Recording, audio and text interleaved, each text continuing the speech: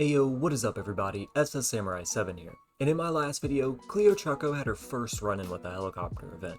If you remember, I said it's where the helicopter will come multiple times in this run. Let's pray that it's a little while before the next one comes back. If you haven't seen the previous parts to Cleo Trucko's story, I'll leave a card at the top of the screen for you to go check those out beforehand. Anyway, let's get right back into the story of a lonely truck driver stuck in the apocalypse. To start today off, I chilled out on the couch while I read up on carpentry. Even though last night I was able to kill a lot of the zombies lured over by the helicopter, I knew there was still going to be more in the area that Cleo needed to take out. But before exiting out of the safety of my house, I snacked on a few raw eggs for breakfast, now that I know they're completely safe with the iron gut trait. I decided I'd go ahead and head back over to the house with the garden in order to grab all of the crops before they spoil, and kill any dead along the way.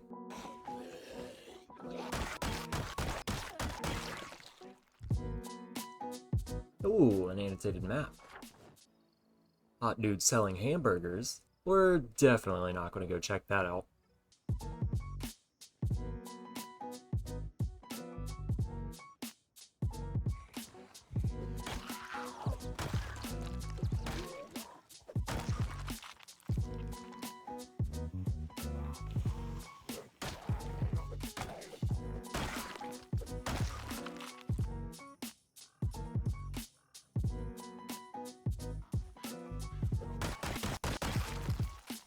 Once I arrived at the garden, I started by harvesting the radishes, which made me super encumbered already. I was unable to harvest whatever was next to it, and in the last plot as well, but everything else was fair game. I dropped the radish seeds off into the crate nearby, so I wouldn't have to carry them. Then Cleo took out a zombie before harvesting all the carrots.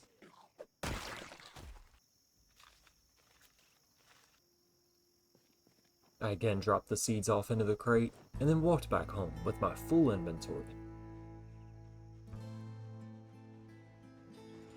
Getting the attention of a few zombies along my way, but I didn't want to fight them with this big of a load, so I waited till I got back home, where I dropped everything off into the fridge so that we would no longer be encumbered.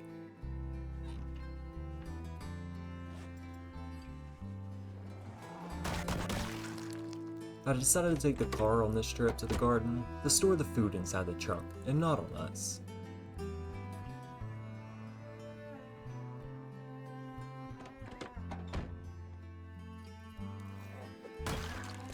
First up were the cabbages.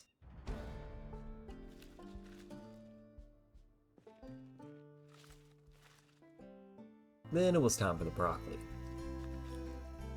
Once the trunk was filled, I had to hop inside the car to unpack the rest of the food onto the seats. I then busted my way into the shed, where I found nails, screws, duct tape, and a plank to board up my broken window back at home. I wanted to go ahead and loot the house while we were here, but once I opened the door, the screeching sounds of the house alarm started blaring. I immediately sprinted back to the car and drove away. Now every zombie that was lured over by the helicopter event are now going to be migrating over to that house. And Cleo's only weapon right now? A hammer.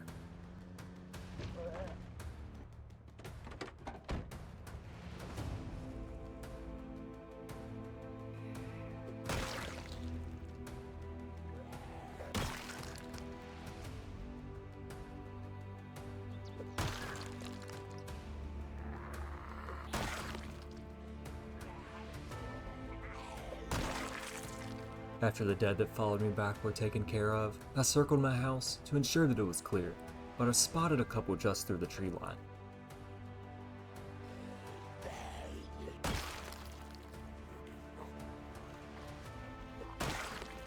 We should be good now. I started unpacking the car and turned on Life and Living while I was. The fridge was quickly filled up with the vegetables, so I started putting the rest into the freezer. On my next trip out, I grabbed the plank and nails to board up the window to make Cleo feel a little more safe. And now the freezer is completely full as well. I decided to go ahead and prepare a stir fry with as much stuff as possible. And while that was cooking up, I took the time to continue reading carpentry. And after I finished my supper, I put whatever vegetables I could into the fridge, but then I had to store the rest inside the cupboards. Hopefully they won't spoil. Before I went to sleep, I went into the kids' bedroom, where I ripped up the remaining clothing inside the closet, dismantled a radio, and decorated the table with a few of the toys inside. When I woke up the following morning, Cleo began her day with Life and Living, and then I gave her her first bath of the video, before trying to sew up some of her clothing items. Since a lot of them had become ripped over the past week, it was definitely past due. But when I got upstairs, I realized I hadn't found a needle or thread yet, so I need to add that to the list while I'm out looting. Before I went out into the wasteland, I ate up the remaining stir-fry Cleo cooked up last night and smoked on a cigarette to help with my anxiety, before heading out.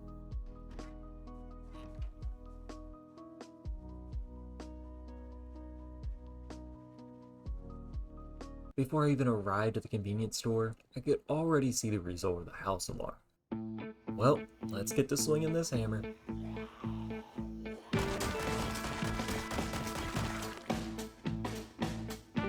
These aren't leather gloves, but they'll do.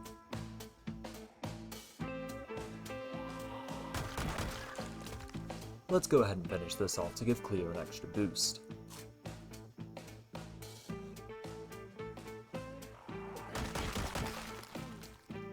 We're getting a little closer now, but there's still a lot of dead to get through.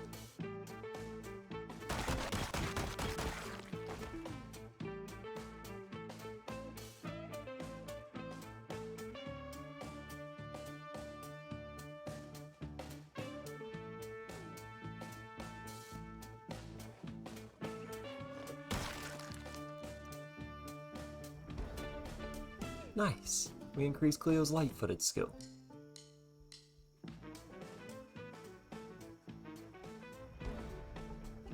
And now we're sneaking as well. And maintenance. We're leveling up everything this episode. Good thing this fence is here.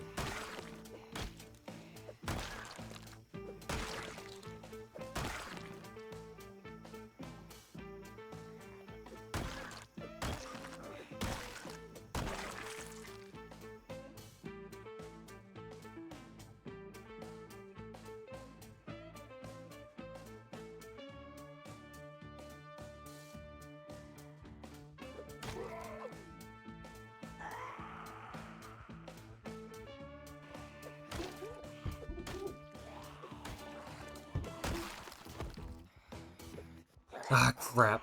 That was stupid. I could have gotten bit. At least Cleo found some cool sunglasses to wear though. While I was killing the mass amounts of zombies, I was also collecting their electrical items as well. But after dismantling everything I had on me, my skill was still yet to get up to level 1. Well, my hammer broke. Let's wait to take on this final group. Instead, let's go ahead and loot this house. There wasn't much here for us, actually. Time to return back home. Actually, let's clear those zombies out before we go back. And good thing we did, because we got a new leather jacket in the process, with a few less holes than my current one. And there goes my screwdriver. I could hear a television on the inside of the house, which made me realize I was missing Life and Living. So I ran back into the trailer to watch it from inside. Tonight's episode, Woodcraft. When I eventually arrived back home, I went upstairs to repair my hammer that had broken, using duct tape I found throughout the series so far. And I was able to get it all the way back up to full health, so when I go back out tomorrow, I won't be unarmed. After eating a little breakfast, I sat down on the couch to watch our final episode of Life and Living. Since it's officially day 9, there won't be any more programs after this one.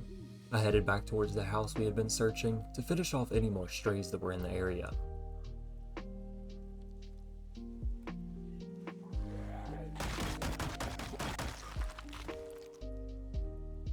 Nice, metalworking magazine. Now we can craft metal fences to protect our base. Let's put it back in there. It's illegal to read people's mail. That's a lot of zombies. Back to the fence. Now that the outside's clear, I'm going to go ahead and go in and check for any loot.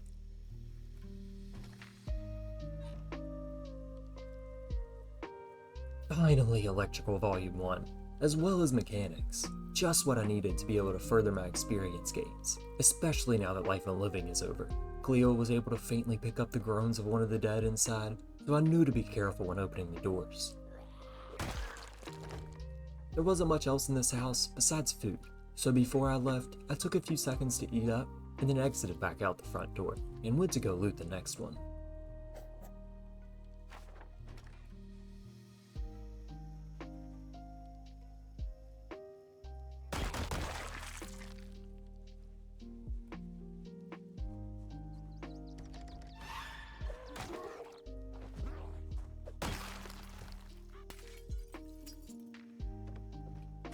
And when I started looting it, I was able to collect even more books from the bookshelf, more food from the kitchen, which I started cooking some to eat.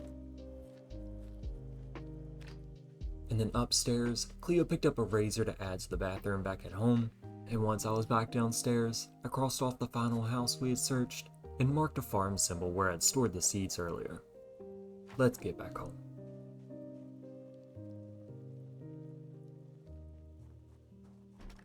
After I stored all the food away, as best as I could anyway, ate a salad to start getting rid of the mass amounts of veggies, then I cooked up a stir fry as well to start eating tomorrow. We need to start reading these books. They're taking up way too much space. I went to go dismantle the electrical items I found, but then I remembered that my screwdriver broke earlier, and that's okay, because I want to start reading some of the electrical book beforehand. So before I went to bed, I sat down on the floor to read. If you all enjoyed this video, consider leaving a like and subscribing if you're new to the channel. Cleo was able to level up a bunch of her skills in this episode, but in the next one, we need to go out and find a generator, because the power will shut off at any time. But that's for another day. My name's SS Samurai 7, and I'll see you all in the next video.